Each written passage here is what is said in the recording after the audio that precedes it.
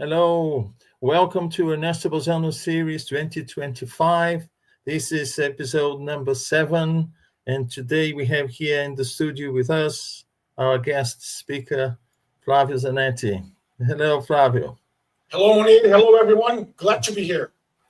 Welcome to Ernesto Bozzano 2025. I want to welcome all those with us watching and also those who will watch us later. It is a pleasure to be here once again.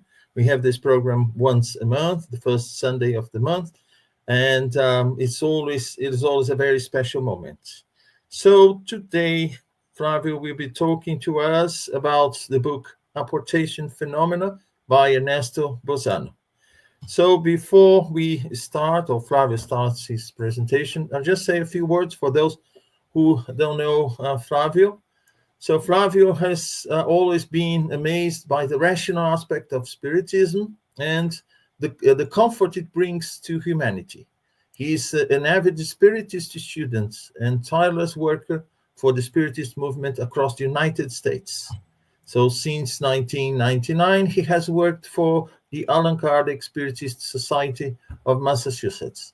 Between 2008 and 2012, he acted as the programs director for the United States Spiritist Council, helping organizations across the country, both as a lecturer and coordinating workshops and events. He also translates books, articles, and course materials for the Spiritist magazine and various other publications. He holds degrees in engineering and in sociology, a master's degree in international management and business operations. So he lives in Boston with his wife and two beautiful 13-year-old twin daughters. So this is just to give a brief introduction of our guest speaker. And Flavio, welcome once again. I'll hand it over to you. I'll be backstage, so just give me a shout if you need. And we are looking forward to watch your presentation. Thank you very much. Thank you. Thank you so much, my dear friend Munir, and every one of you guys who are watching us either live or through the recording afterwards. For you who are watching live, feel free to throw in your comments or your questions. And if we have time at the end, we'll be glad to touch on those. Before we start, we'd like to thank our benemerite spirits, our guardian angels, who never abandon us. They're always by our sides. We'd like to thank them for this opportunity that we have to spend a few minutes of our precious time talking and studying a little bit more about Ernesto Bozzano's one of his interesting works that he really goes over the apportation phenomena. We ask these benefactor spirits, they may bring peace to our hearts, may bring enlightenment to our minds, so that we could really comprehend the text or the works of Ernesto Bozzano's the best way of our abilities. All right. So let's kick it off. I think I have some slides. Moni, if you'd like to push them out there to the, yes, there you go. Fantastic. That is our topic for today, ladies and gentlemen, apportation phenomena. And obviously the approach here that we're going to go over with is the one that Ernesto Bozzano left us with, right? So when we look at what Ernesto Bozzano left us with, right? Apportation phenomena, what is it?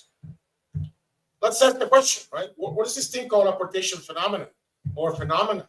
Are there more than one? What are we talking about here?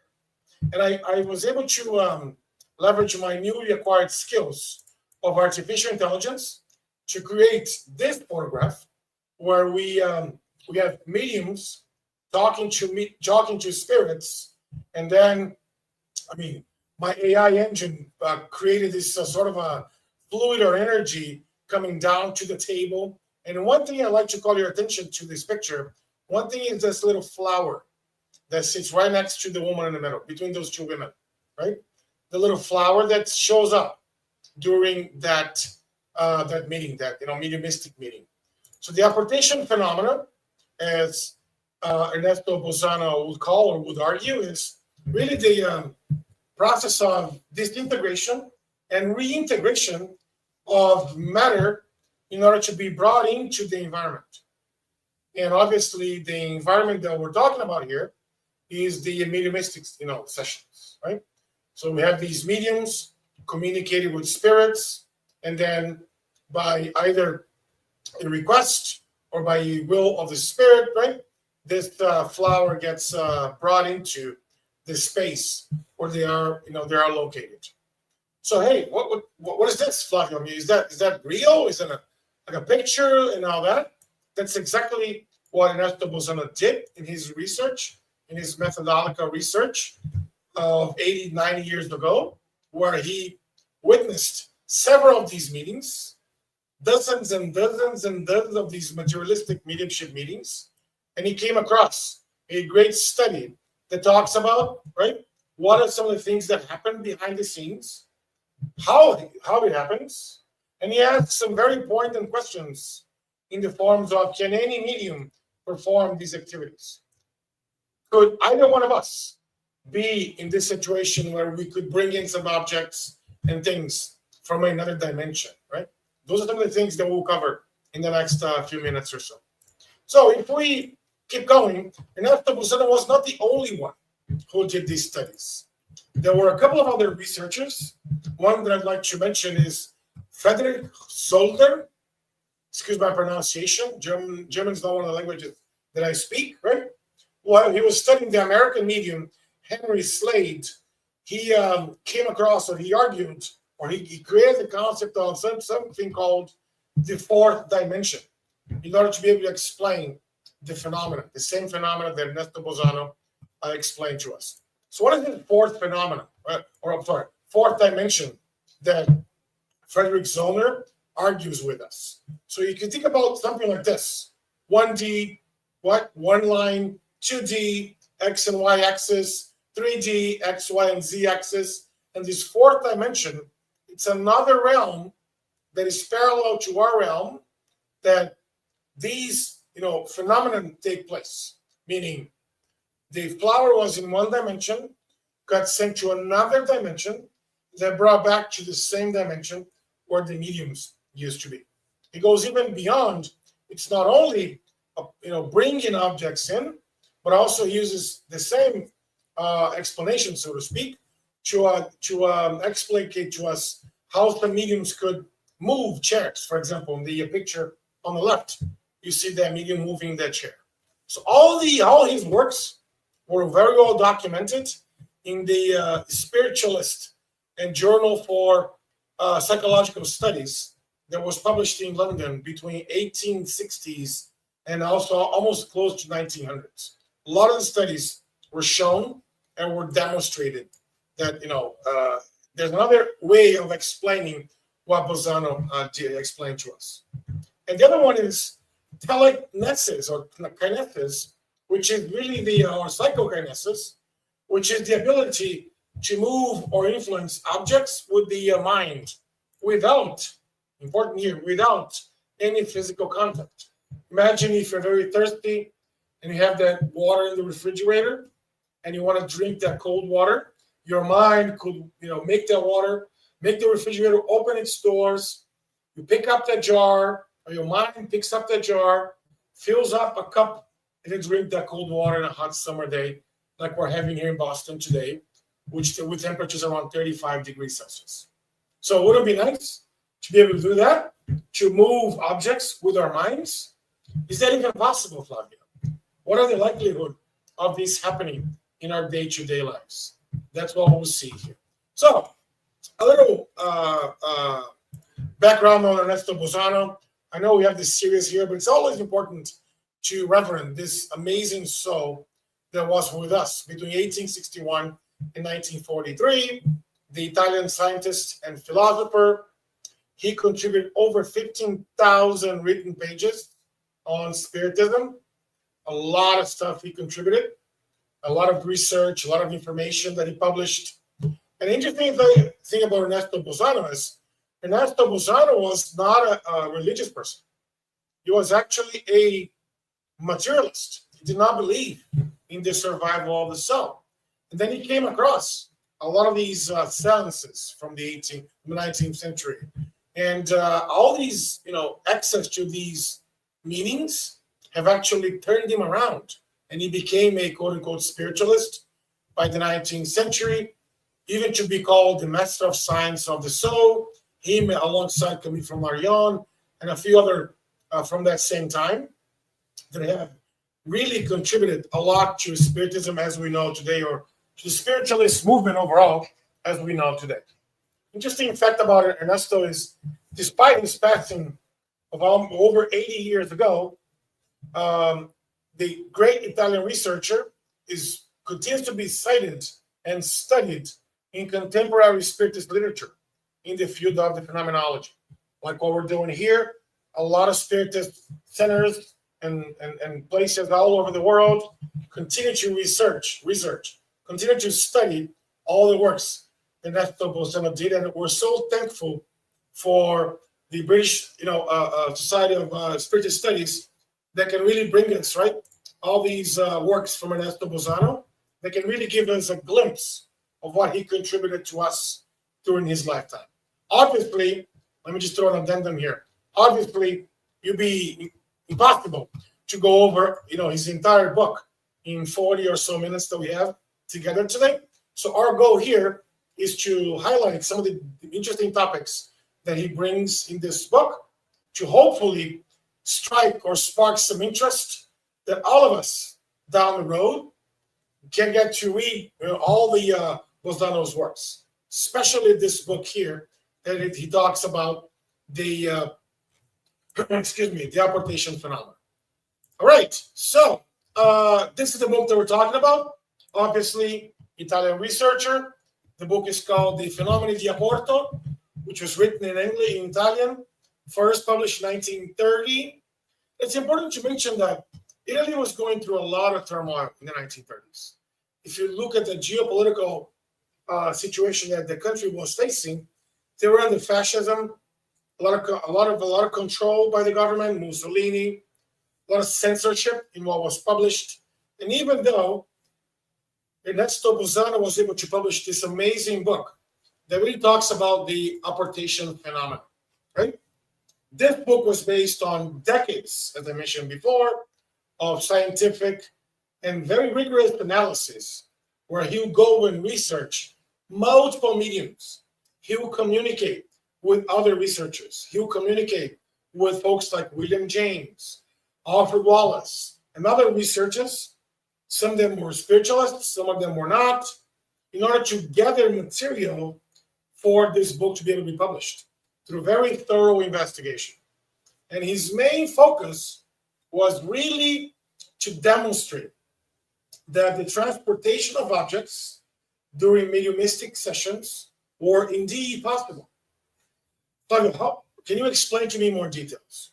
So what he tries to do, what he does in this book, is that he shows us that during mediumship meetings, mediums were able to, hey, I'd like to grab that book that's in my library, in my house, miles and miles apart from where the location of that meeting was taking place. And then the spirit alongside the medium were able to go in, disintegrate that matter, the book per se, and reintegrate that matter in that mediumistic session so folks could see that book. Folks could see that object. An object that vary, right, in different forms and types and whatnot, which we will see in the next upcoming slides. So folks, imagine if you were living in the 1930s. Imagine if you had access to all the spiritist literature, spiritualist literature, and all that. And then you come across a book like this. Yeah, in the Medium's book, Allan Kardec touched on this, helped us understand how the phenomenon worked. But this research here that Ernesto did go beyond what Allan Kardec shared. Kardec gave us the framework, the skeleton of how all the materialistic phenomena took place. But Bozzano will go even beyond that, based on, again, rigorous study, scientific evidence, deep research, analysis, and investigation. So really corroborating what we learned in the Medium's book. That was his intention from his works here. All right, so the book's main objectives was really to investigate and prove something that he called supranormal phenomena. And for us, spiritists, The word supernormal or paranormal or abnormal, we all know it's all normal. Nothing is really paranormal because everything is normal for us. We understand through empirical research all these phenomena that used to take place when Spiritism or this whole spiritualist movement was started to take a hold in Europe, here in North America and beyond, all over the world, actually. So his goal was to eliminate the suspicion of fraud. Yes, there were indeed many, many mediums who were committing fraud. Because remember, these was a monetary method of income for some of these mediums. They would charge hefty amounts of money for folks to experiment or to attend these sessions. And a lot of the more traditional scientists from that time, they were refuting or they were against all these things. They say this is not really science, doesn't really happen. This is all a fluff. It's all hoax. We don't believe that. And then what he does is he's really able to demonstrate to us that there were indeed spiritual intelligences acting on incarnates' minds or mediums' minds through the mediumistic activities. So it was not just the medium that was capable of doing that, but there were behind the medium spiritual intelligences or spiritual beings. Souls, we call them whatever you want to call them, right? Souls or spirits who are working alongside mediums in order for the work to be done. One thing that he covers in the book as well is that for materialistic mediumship to take place, and this goes for all the phenomena, not just the apportation phenomena, all the phenomena that he talks about, for all these phenomena to take place, not only one individual was able to do it, but it was the work of a team. The work of the medium, the one who was dialoguing with the medium, the spirit behind, and all those spirits who were helping the mediumship meeting to take place. So it was really the labor of teamwork here. That's what he argues, and he talks to us about in the book. As I mentioned, in the medium's book, this is the quote that Kardec talks to us, that he mentioned even before, this is chapter 5, but he mentioned even before the beginning of the book, that all these physical manifestations were really intended to draw our attention to something beyond what our eyes could see or what our hands could touch, and convince us of the presence of a power that were superior to human, right, to men, so to speak. This is the quote that Kardec brings to us, so they could really understand why that was happening. What was the main reason for those manifestations or for those phenomena to be happening at that time? People may even ask, or they may be even thinking, okay, there's a lot of books talk about this, 80, 70, 80, 90, 100 years ago. What about now? Do we still have these physical manifestations taking place? Yes, we still have these manifestations taking place, but not with the same degree as we had in the past. Why do I say this, right? By the 19th century, the second half of the 19th century, this was happening pretty much everywhere. A lot was happening in the United States, Canada, the United Kingdom, right? Europe, France, Italy. A lot of places all over the world were witnessing these types of manifestations or phenomena. And obviously, because of that, Kardec says there was a reason for that to happen back then, to draw our attention, to call, hey, there's something beyond this. There's something more than my eyes can see with this phenomenon. This was the intention of those manifestations to take place.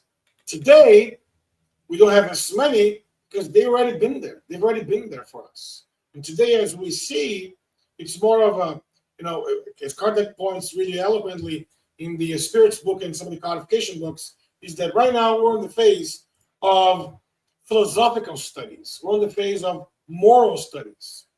Back then, we're in the phase of scientific studies, experimental studies that could really draw attention to a lot of people. Imagine if you enter a room where the table will go up. Imagine if you enter a room where a medium will levitate, will gravitate 6 feet up. That same medium will go out of one window and come back from the other window on the 3rd floor. And he did it multiple and multiple times, both here in New York, in the United States, and also in London, multiple times, drawing a lot of attention. We'll talk about this medium more in a minute.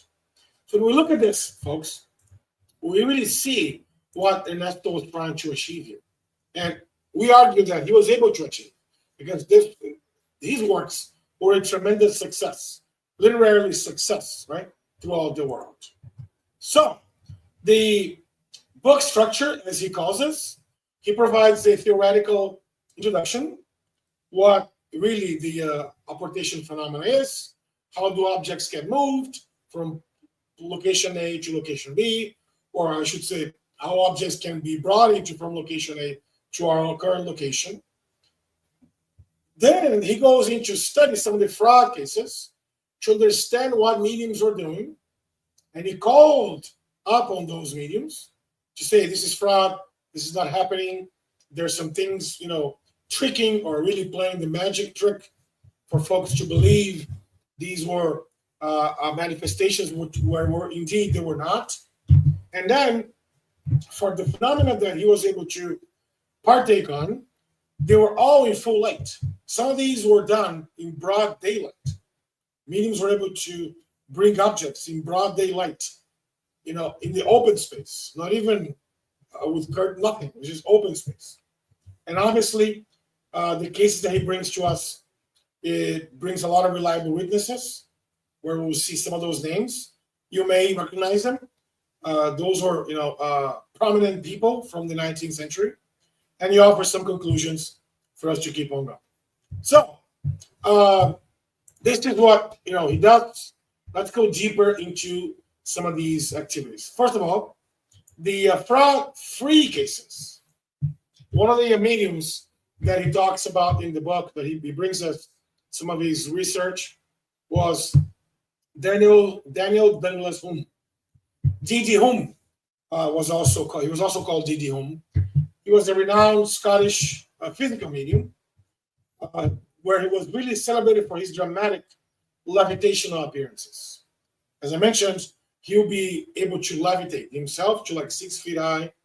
As you can see in those pictures at the bottom of my slide here, he'll be able to gravitate 6 feet high, and he'll be able to exit the room through one window and come back through the other window. So when I look at these photos, obviously the photographic machines from that time do not bring a lot of quality from those pictures. But those are pictures that people, dozens and dozens of people saw it, right? Interesting thing about D.D. Hume is that born in Scotland, came from a long line of seers, right? His parents were seers. But at the age of 9, he moved to the U.S. with his aunt, settling up here in Connecticut, the New England area, and then moving to New York City, where all these phenomena were taking place back then. And then the phenomenon of apportation, he was able to really bring himself into a room, occurred in his presence as well, meaning rocking cradles or wraps or furniture moving and all that. He even met the Fox sisters here in the United States. So then he began attending some mediumship meetings in 1851. Notice, before the Spiritist ideas or the Spiritism per se was founded by Allan Kardec in 1851, and they were often held at daylight because not every place had lights, right? Or lights through gas lanterns, right? Gas lanterns by that time. So they did a lot of those in a park, in the open setting. His most notorious appearance was when he levitated, and he levitated in both the US and London, the UK. And on one occasion, he was drifting, as I mentioned, from one building to another building. You go from one building to another building, levitate. He was able to really port his own body from one place to the other. In 1855, he returned back to Britain, performing, in front of notable European elites. Napoleon III saw him performing. Queen Sophia of the Netherlands, Alexander II, Charles Darwin, Mark Twain. There's a lot of his audience was significant from the elites of the time. Last but not least, William James, where many call or consider him the founding father of the American psychology, studied T.T. Hume as well as Leonard Piper, a medium here from Boston that he used to legitimize the scientific possibility of the survival of the soul and the death, and then after death. Then he even shares with us that quote that I put on the slide. If you wish to upset the law that all crowds are black, you mustn't seek to show that no crowds are. However, it is enough if you can prove one single crowd to be white. And that's what he used to prove all these concepts to us. He studied T.T. Hume, he studied Leonard Piper, and he considered her to be his white crowd, so to speak. So, yes, there's a lot of questions about this phenomenon. Yes, there's a lot of ideas, or there's a lot of, is that really true? Did it really happen? And why not? And when someone else, can you prove me it happens? I don't have to prove you that I can do it, because I can't. But look, it's been done before. So if it's been done before, guess what? It really can be done. That's what William James taught us. Okay, so continuing on his quest to eliminate all the fraud cases, all the works that he mentions in the book were based on controlled environments. For example, he would ask the dialoguer would ask the medium, "Hey, can you bring a flask of perfume from, the medium's bedroom?" And then the spirit will come in, will disintegrate the flask of perfume, and will reintegrate that back into the location where the mediumship meetings were taking place. He highlights a lot of cases about this woman called Mrs. Guppy, Mrs. Guppy, who was a woman of wealth. And in the early days of the spiritualist movement, she gave a sitting with her friends for Henry Longfellow in Italy. That's when Ernesto Bozzano got to meet her. At the sitting, a block of ice over a square foot, imagine a square foot, a block of ice, was brought as an apport and dropped with a crash on the table. Imagine how heavy it is, a block of ice.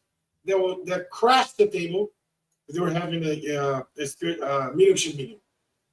And a second seating, for example, while a famous poet was holding both of a medium's hands, both of her hands were being held, several oranges were reported.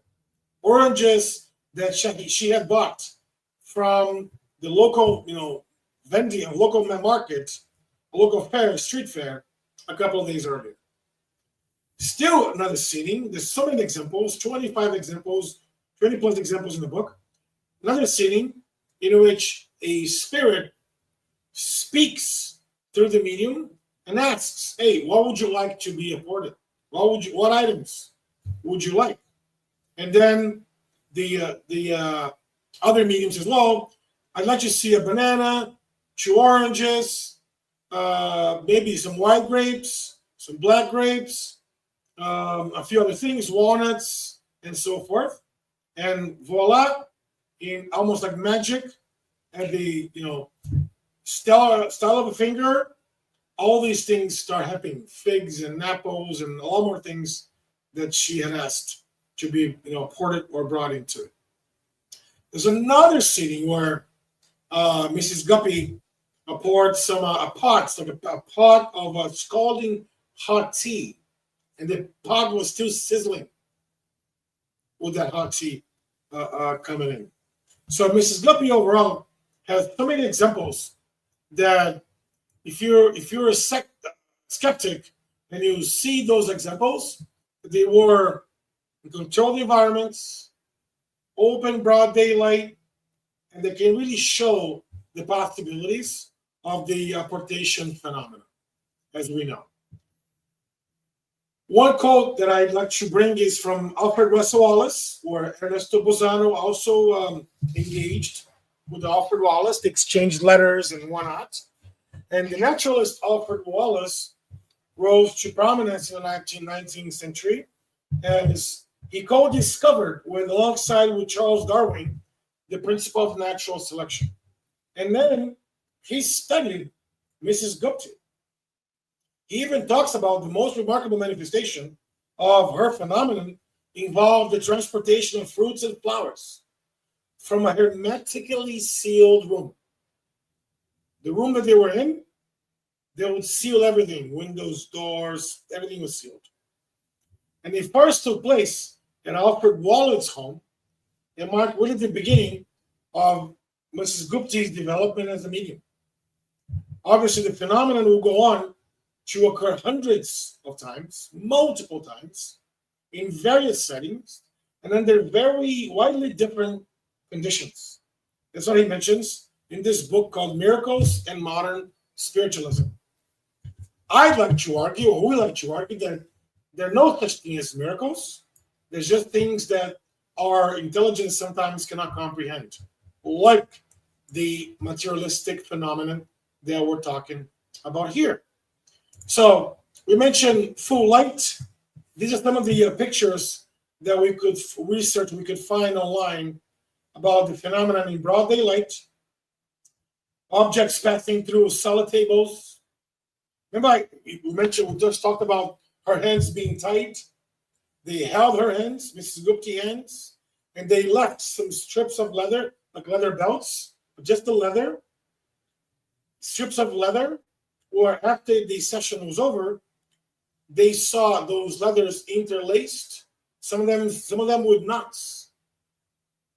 And obviously, objects passing through closed nets and closed doors and windows and walls and so on. Obviously, here, what he tries to do is he tries to demonstrate to us that a lot is possible. But if we are closed-minded to say that, hey, if I don't see, therefore must not exist, let's go back to William James's quote that you don't have to see all crows white to believe there's a white crow. You only need to see one. And this is one of those white crows that we see, right, happening by that time. So he also gives us an idea how to interpret the phenomenon. And he really argues that matter is disintegrated, transformed into energy. We all know matter is energy, right? If you study physics, we'll understand that every matter vibrates in one frequency, therefore it's energy, and then reintegrated back into the environment that we're seeing, we're having the meeting. And the action, like most people thought at the time, is not really physical, but mediumistic or spiritist or spiritual instead, right? And the spiritual will is the driving force. It's not the medium. It's not the meeting organizer. It's not the dialoguer. That's why some of these meetings, nothing happened. He attended some of these meetings where nothing happened. So you know what? If the spirit doesn't want to communicate, if the spirit doesn't want to do the work, or the discarnate spirit, the medium could be there, the dialoguer could be there, everybody could be there, and still nothing would happen. And he argues, or he concludes, that it's a natural phenomenon. However, science or academia, or the academic science in general, was not very widely demonstrated by that time. Even though he tried with this book and a couple of others to insert spiritism into the more traditional sciences, he tried to do that, But he was not able to do that because all this was based on experimentation, meaning you could not replicate that. Sometimes that you wanted to be replicated. That's why when we say that Spiritism is a science, we like to call that Spiritism is an experimental science. That once the phenomenon takes place, we're able to explicate. We're able to explain what happens under the hood from that phenomenon. But sometimes we'd like to replicate that phenomenon, and we're not able to replicate it because it's not our will that's the most important one. It's the spiritual will that's communicating with us, that's carrying out the heavy lifting, so to speak. So, Ernesto leaves us one important quote that it's important to remember that the transport or the apport phenomena, transport means I'm going to transport the object from here to there, or I'm going to apport, get the object from there to here, like all the other types of supernatural manifestations currently studied through experimental methods have occurred throughout history and across all cultures. It's not a gift from Italians only, or the British, or the American, or the French. No, it has happened through all times. It has happened in a lot of different cultures. He likes to point that out very eloquently in the book overall. Continuing, one thing that he mentioned that his goal for that book was to really bring some scientific relevance to the work that he was trying to conclude. And his work, by the way, folks, do not stop at with him. Other folks, like Lea Schiavi, for example, here, continue really bringing this comparative method and classification of all these materialistic phenomena. He expands, we mentioned this in the beginning, he expands Kardec's ideas through experimentation. Kardec gives us the lecture, Kardec gives us the message, he gives us the theoretical terms, how everything happens, and he gives us the practical experimentation through all the works that he does, collecting information from different mediums and different mediumship meetings. He was recognized by William Crookes and also Charles Boucher, one of the most prolific writers and researchers and professors of that time. William Crookes, for example, is Harvard University here in Boston, or Cambridge, I should say, Massachusetts, named their psychology department as William Crookes Psychology Department, in honor and homage to all the works that William Crookes has left to humankind, and obviously Charles Boucher and all his research and development as well. So his goal was really to elevate Spiritism to an experimental science. And this book here, also in Italian, Spiritism in front of the current science, or the science that we have today. Leah argues that while it started with Bozzano, the experimental science of Spiritism continues. She was one of his students and continued writing on the works of Ernesto Bozzano. So we're coming close to our wrap-up time here, but in conclusion, what we can say from all his works, namely this one that we're studying here, they're very authentic, they're extremely well documented. All the phenomena that he witnessed was really well documented after years and years and years of experimentation and investigation. This is not someone that came across a mediumship meeting, attended once, wrote something, and published. No. He was a skeptic in the beginning, much so like Allan Kardec, who was also a skeptic and was brought into the turning tables phenomena. If you recall the study of the history of Spiritism, he was also a skeptic. And then he starts challenging conventional physics. How do you disintegrate matter, reintegrate them back? How do you explain objects moving through windows, through doors, through walls? How do you explain a medium levitating from one window to another?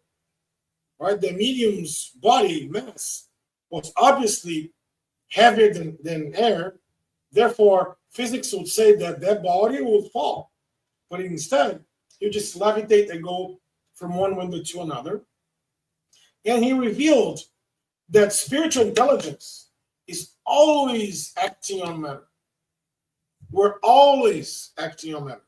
Our spiritual intelligence of incarnate beings, but much more so, the spiritual intelligence of enlightened spirits. That's when, folks, that's why we can understand when Jesus, for example, would say, rain, stop, or this so happen. There are several examples in the gospel that we see Jesus asking for natural phenomena to take place. It's really the spiritual intelligence acting on man. And this should be, or what he proposed, should be a framework for experimental spiritism in the future. And he was. And he became, like Elias Schiavi and a few other authors that continued his works. But then he might be asking the question, okay, it's all great, but what if? Can I be a medium to produce all this phenomena? Can I do something? Can I go to my spiritist center and study mediumship and eventually apport a flower or an orange or a phenomenon like this? I think it's important for us to keep that, our expectations at check here. That's exactly what Allan Kardec says in the article 98 from the chapter 5. Anyone wishing to witness phenomena of this kind, materialistic phenomena, must be accompanied by mediums or by the individual, if the person is a medium, whom I will describe as highly sensitive. These highly sensitive individuals possess an exceptional degree of their mediumistic abilities, of expansion and penetrability. Their highly reactive nervous system enables them, through specific vibrations, to project large quantities of their own vital fluid or energy, ectoplasm and so forth, often referred to as animalized fluid, into their surroundings. So not everyone can do it. You have to be born with these conditions in order to be able to perform these phenomena, so to speak. That's exactly what Bozzano argues for us.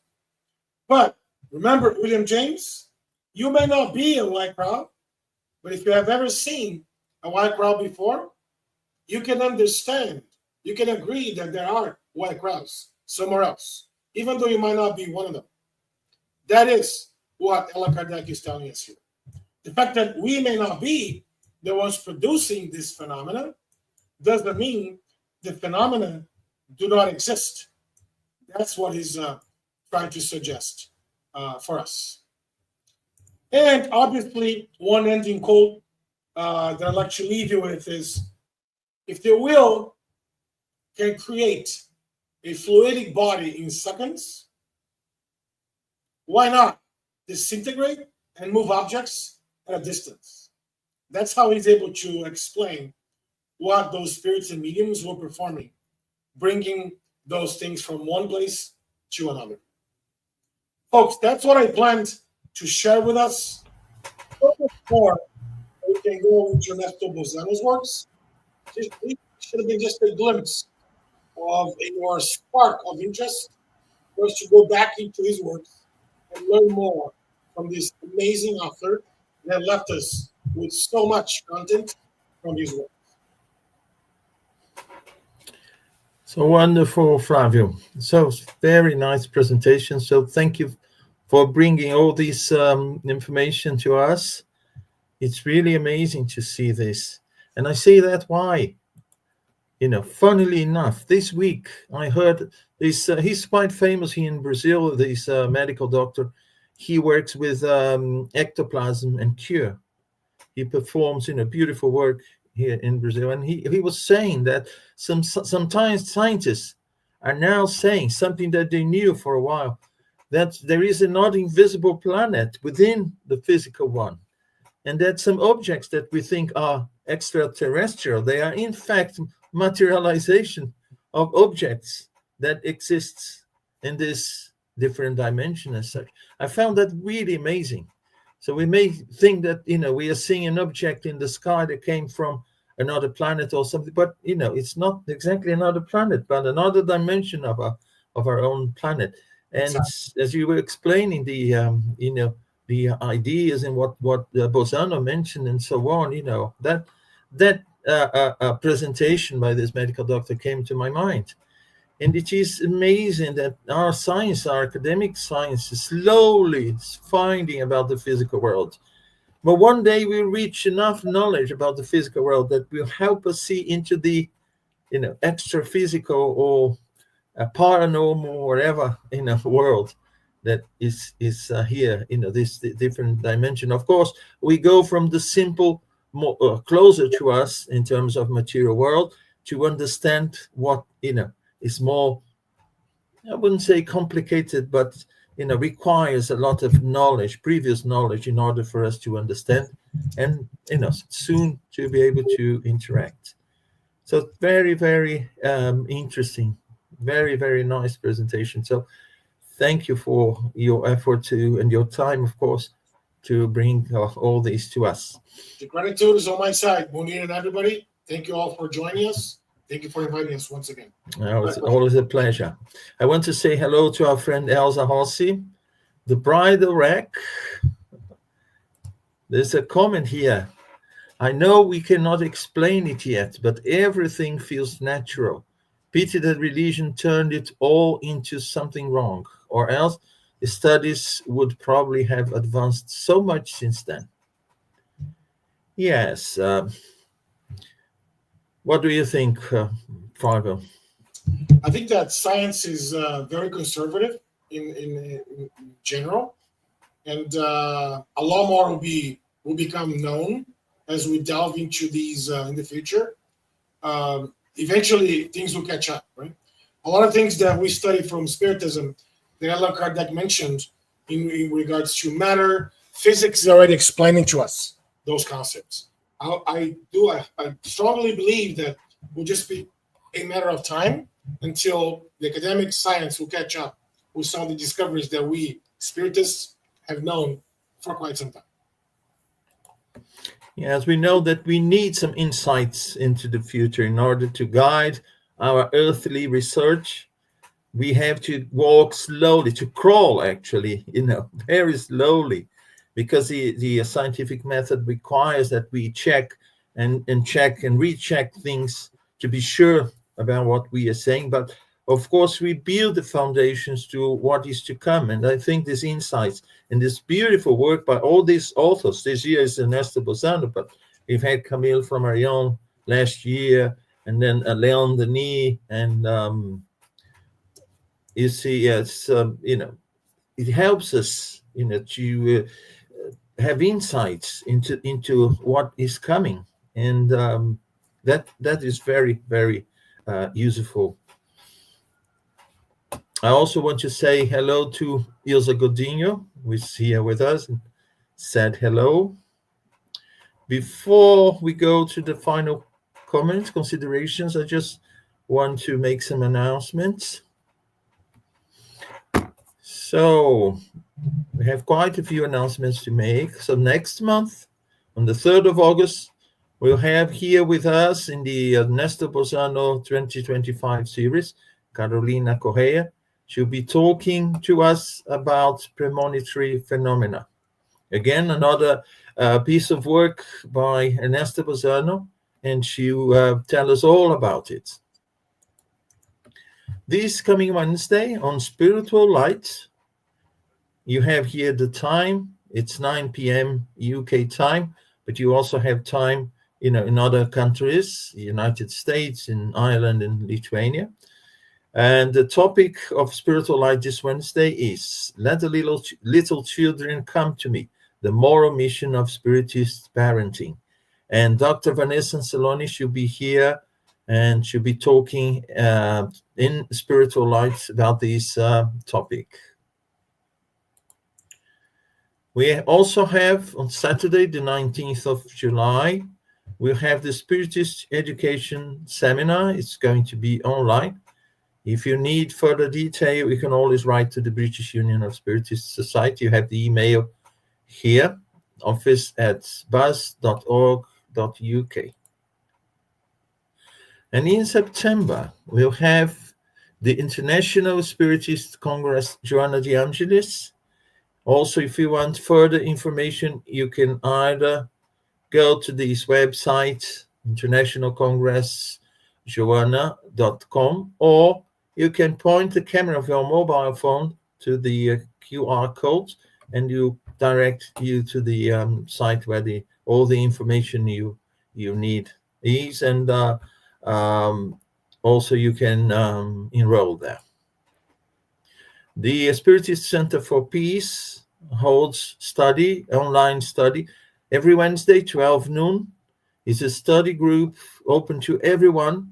We study the book Heaven and Hell by Allan Kardec, and also the Gospel according to Spiritism. So the ID and passcode for the Zoom room is here. You just join us. It's going to be a great pleasure to see you there. On Saturdays, 10:30 a.m. UK time also, we have the study of the Mediums book. We are about to finish the book, but as soon as we finish, we'll start again from the beginning. And so you are all invited to join, especially at this point where we have the chance to study the book from the very beginning. And the coordinators are Guilherme Dias, Charles Kemp, and myself. You also have here the details to join the Zoom room. And the Spiritist Society of London holds online studies every Tuesday, 7 p.m. local time, London time. And you have here the meeting ID and the passcode. It's a study also about the book Heaven and Hell and the Gospel according to Spiritism. And for young people, there is the Young People Exploring Spiritism Together. This is an online meeting for young people, as it says, 6:45 to 7:45 p.m. on Thursday. And you can also ask for more information. Write into office@buzz.org.uk. And Buzz, the British Union of Spiritist Society, has a quarterly publication. It's the Buzz newsletter. It's free. You can also get a copy writing to office@buzz.org.uk. And the Spiritist magazine is very interesting magazine.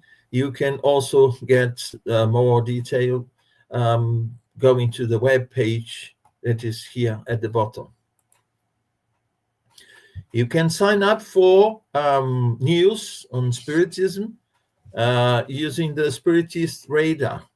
So you can get the details here on how to connect. You can always look back here on this video and get the details to sign up for the Spiritist Radar. It's free and it's a news service on Spiritism. And also, you can learn more about our immortal being. There is a chat bot here, and also you have the link to it where you can learn more. It's the Kardec bot. So you are all invited to see what he can do. And finally, we want to congratulate Kardec Radio for its 14th anniversary. This was on the 4th of July. But we just want to congratulate Kardec Radio for this beautiful work that they are doing for this 14 years, and also for allowing us to bring to you Ernesto Bozzano series this year, thanks to their generosity of offering a StreamYard studio for us to make it possible. So again, congratulations and thanks so much. Okay. So your final words, please, Zanetti. Absolutely. Just thank you once again for the opportunity, for being here with you guys to study the works of Ernesto Bozzano. I'd like to leave you with this author gave us so much throughout his lifetime that I strongly believe that we'll be studying him in the decades and decades to come. So if you want to be at the forefront of what's happening, he brings us a lot of content, a lot of information. I understand some of this information is not available everywhere in every language, but I highly recommend us spending a few minutes to going back and studying him, obviously with Camille Flammarion, Leon Denis, and so many others that have contributed so much. I truly hope that this was helpful for us to spark an interest to go down deeper into the works of Ernesto Bozzano, and may God bless us all in our own endeavors towards more knowledge, towards really involvement, towards what we want to be in the future. Thank you so much, Munir, once again. Well, thank you so much. But before we go, there's a comment here by Elsa. Oh. The old film The Exorcist showed scenes of cases that happens to mediums that has no knowledge about, isn't it? Yes. I think so. I think if I remember, I only watched one or two of the Exorcist movies when I was young. Those were children. They had no idea what was happening to them. They were not mediums. They were not really quote unquote. The phenomena was not really with them, right? So I think it's a good comparison. What we're trying to say here. And one comment I was going to make and forgot it actually is the fact that Kardec says in the Medium's book, medium of physical effects is the rarest type of mediumship. So it's very difficult. And what you talked about was basically using in fluids and using the ectoplasm to produce the apportation phenomenon and all the phenomena related to physical effects like apparition and materialization and so on. So yes, Kardec warned us about that, the difficulty to have mediums and who have the natural condition to produce it. Also, we want to say hello to Life Spiritist Society from Copenhagen. Very nice to have you here. And the bride of rec is our dear friend Sila. Sila is a colleague of ours. She studies with us in more than one of the study groups that we have. Hello, Sila. And I think that's it. So if I forgot someone, I just want to thank and invite you all to be with us in a month's time. And next time to see what our friend Carolina has to say about the books of Ernesto Bozzano. So thank you all very much indeed, and hope to see you next month. Bye-bye.